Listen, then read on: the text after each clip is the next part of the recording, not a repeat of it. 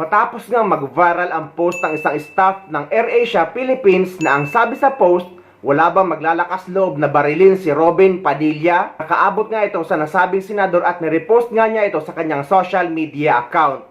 At naglabas din ng statement ang AirAsia Philippines na ang nasabing statement or pahayag or post sa social media ay sariling saloobin lamang ng nasabing staff, hindi kumakatawan sa nasabing kumpanya. Dagdag pa ng AirAsia na iimbestigahan nila ang nasabing issue at magpapataw ng disciplinary action. Distansya ang AirAsia Philippines sa umano'y pagbabanta ng isang empleyado kay Senador Robin Padilla.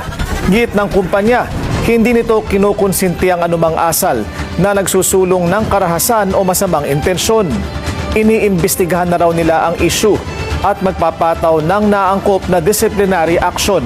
Pinost ni Padilla ang screenshot ng social media message na tila banta ng pamamaril. Buwelta ng senador, kaya raw parang demonyo na ang mga kriminal sa pagpaslang ng tao dahil sa mga katulad nito na ikinakampanya ang pagpatay ng kapwa-tao. At sa latest post nga ng nasabing staff ay nag-public apology ito kay Senator Robin Padilla. At ayon pa sa kanya, kapalit daw ng nagawa niyang post ay natanggal siya